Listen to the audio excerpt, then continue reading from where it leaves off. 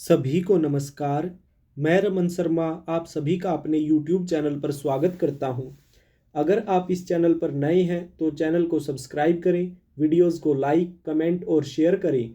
हमारा उद्देश्य समाज के उन नौजवान साथियों को मुफ्त शिक्षा उपलब्ध करवाना है जो आर्थिक तंगी या अन्य किसी पारिवारिक समस्या के कारण कोचिंग नहीं ले पा रहे हैं।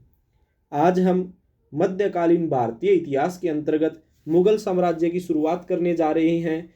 इस मुगल साम्राज्य के अंतर्गत आज हम बाबर से संबंधित महत्वपूर्ण प्रश्नों पर चर्चा करेंगे। आप चाहे किसी भी एग्जाम की तैयारी कर रहे हो, आपके लिए यह वीडियो इम्पोर्टेंट होने वाली है। और अगर आप इतिहास में दिलचस्पी रखते हैं तो भी यह वीडियो आपको नई नई बातें जानने को देगी, तो अंत तक जरूर बने रहें। तो बात करेंगे मुगल साम्राज्य के बारे में। मुगल तुर्की के चुगताई वंश से संबंधित थे। मुगलों की पूर्वजों की राजधानी कहाँ थी? समरकंद में थी। सभी मुगल शासक तुर्क थे और सुन्नी मुसलमान थे।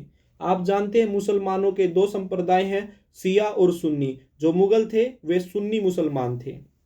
मुगल वंश का संस्थापक कौन था? बाबर था। तो अब हम बाबर से संबंधित महत्वपूर्ण प्रश्नों पर चर्चा करते हैं। बाबर का जन्म 24 फरवरी 1483 को फरगना में हुआ। तो सबसे पहले क्वेश्चन पूछा जा सकता है कि बाबर का जन्म कहाँ हुआ? फरगना में हुआ।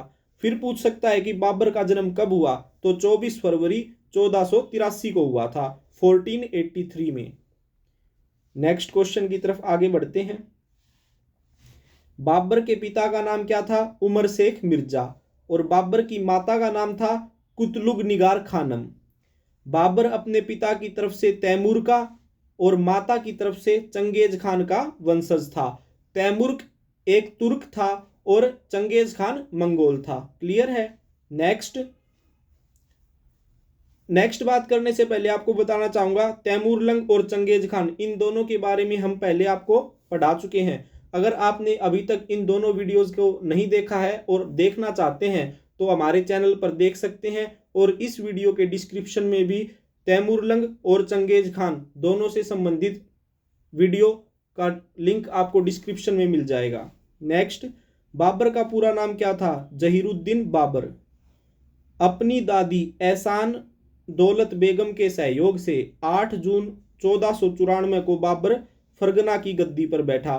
तो क्वेश्चन पूछा जा सकता है कि सबसे पहले बाबर की दादी का क्या नाम था? एहसान दौलत बेगम था।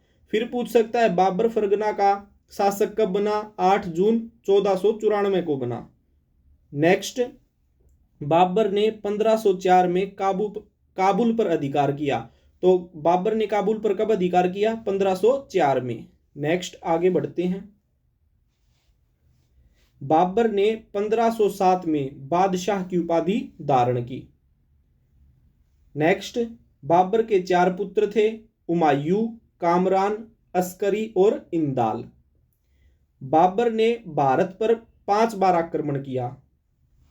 बाबर ने 1519 में भारत पर पहला आक्रमण यूसुफजाई जाति के विरुद्ध किया था। इस युद्ध के बाद बाबर ने बाजोर और बहरा पर अधिकार किया। तो क्वेश्चन पूछ सकता है कि बाबर ने भारत पर पहला आक्रमण कब किया? 1519 में किया। फिर पूछ सकता है कि भारत पर पहला आक्रमण बाबर ने 1519 ईस्वी में किया था, तब बाबर ने किसके विरुद्ध यह आक्रमण किया था? तो यूसुफजाई जाति के विरुद्ध किया था। फिर पूछ सकता है कि बाबर ने बाजोर और बहरा पर अधिकार कब किया? 1519 में किया था। क्लियर है? नेक्स्ट आगे बढ़ते हैं। मोस्ट इंपोर्टेंट युद्ध के बारे में बात करेंगे। पानीपत का प्रथम युद्ध। पानीपत का प्रथम युद्ध 1526 में बाबर और इब्राहिम लोदी के बीच लड़ा गया। इस युद्ध में बाबर की विजय हुई। सबसे पहले क्वेश्चन बनेगा, पानीपत का प्रथम युद्ध कब लड़ा गया? 1526 में लड़ा गया था। फिर पूछ सकता है कि पानीपत का प्रथम युद्ध किन शासकों के बीच लड़ा गया? बाबर और इब्राहिम लोदी के बीच लड़ा गया। फिर पूछ सकता है कि पानीपत के प्रथम युद्ध में कौन जीता था? बाबर जीता था। और हारा कौन था? इब्राहिम लोदी। बाबर ने पानीपत के प्रथम युद्ध में पहली बार तुगलमा युद्ध नीति और तोपखाना का प्रयोग किया था। क्लियर है? बाबर के प्रसिद्ध तोपची कौन कौन थे? उस्ताद अली और मुस्तफा। नेक्स्ट, मध्यकाल का प्रथम शासक जो युद्ध स्थल पर मारा गया वो था इब्राहिम लोदी। नेक्स्ट आगे बढ़ते हैं। पानीपत के प्रथम युद्ध में दिल्ली सल्तनत का अंतिम सुल्तान इब्राहिम लोदी और उसका मित्र ग्वालियर का राजा विक्रमाजीत युद्ध स्थल में मारे गए। कौन कौन मारे गए थे पानीपत के प्रथम युद्ध में? इब्राहिम लोदी और ग्वालियर का राजा विक्रमाजीत। पानीपत के प्रथम युद्ध में बाबर का बेटा हुमायूं ने भी भाग लिया था। तो क्वेश्चन पूछ सकता है कि पानीपत के प्रथम युद्ध में बाबर के किस बेटे ने भाग लिया था? तो हुमायूं ने लिया था। हुमायूं बाबर का सबसे बड़ा बेटा था। हुमायूं ने कोहिनूर हीरा ग्वालियर के दिवंगत राजा विक्रमाजीत के परिवार से प्राप्त किया था। क्लियर है? नेक्स्ट आगे बढ़ते हैं। पानीपत के प्रथम युद्ध में जीतने के बाद बाबर ने भारत में मुगल वंश की नींव रखी। तो क्वेश्चन पूछ सकता है कि बाबर ने भारत में मुगल वंश की नींव किस युद्ध के बाद रखी थी? पानीपत के प्रथम युद्ध के बाद रखी थी।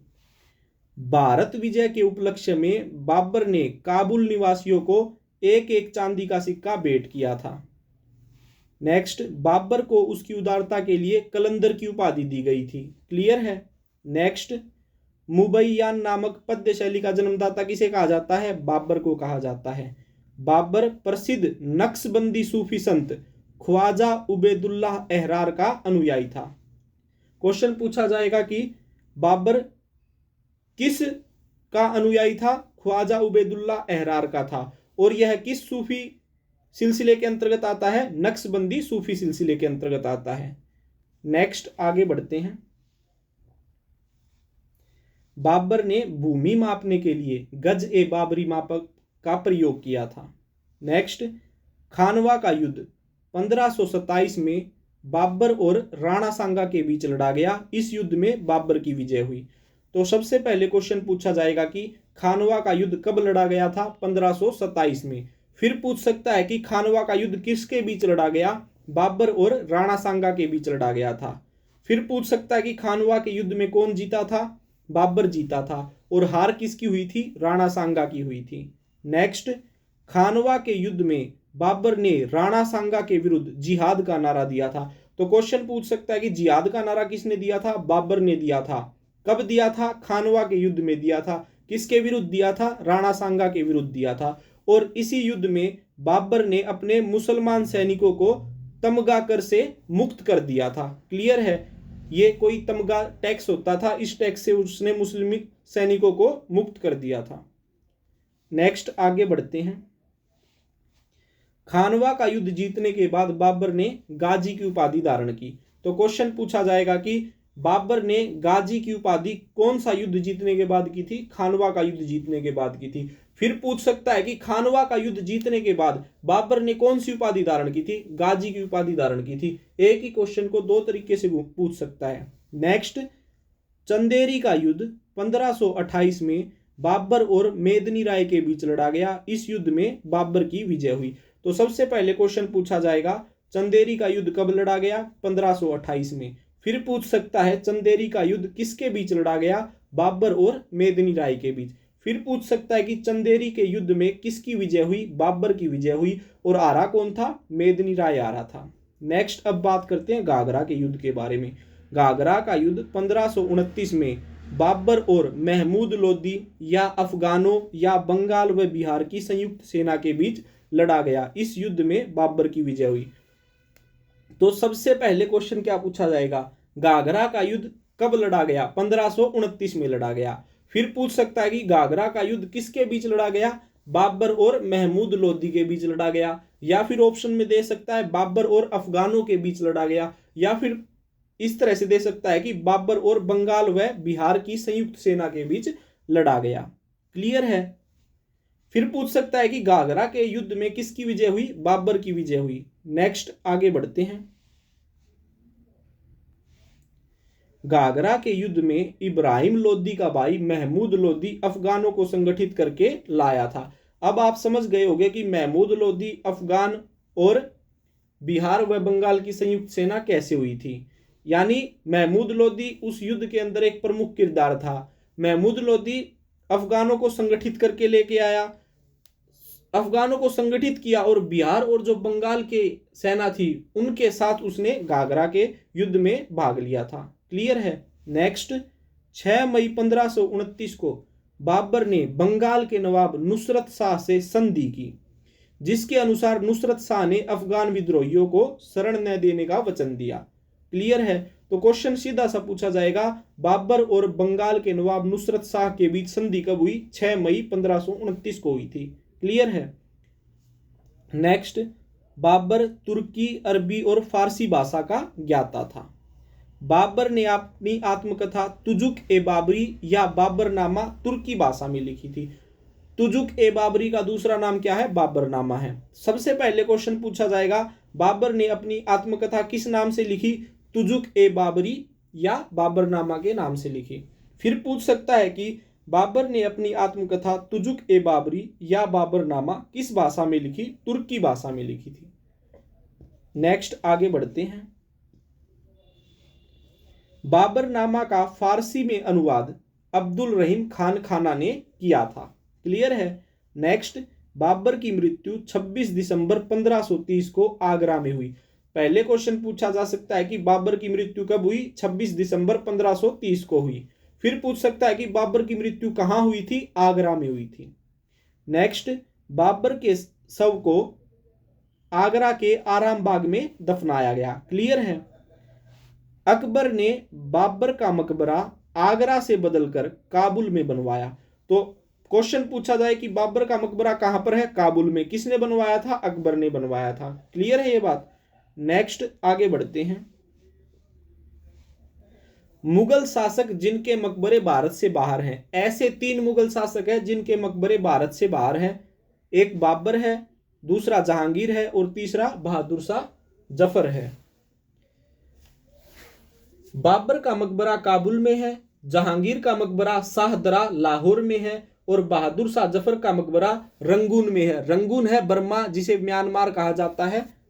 क्लियर है। नेक्स्ट, बाबर का उत्तराधिकारी कौन हुआ? हुमायूं हुआ। नेक्स्ट वीडियो में अब हम हुमायूं के बारे में बात करेंगे। आज हमने बाबर से संबंधित महत्वपूर्ण प्रश्नों पर चर्चा की। आशा करता हूं आपको ये सभी प्रश्न अच्छे से समझ में आ गए होंगे। इन सभी प्रश्नों को अच्छे से याद कर लीजिएगा। धन्यवाद। जय हिंद, जय भारत।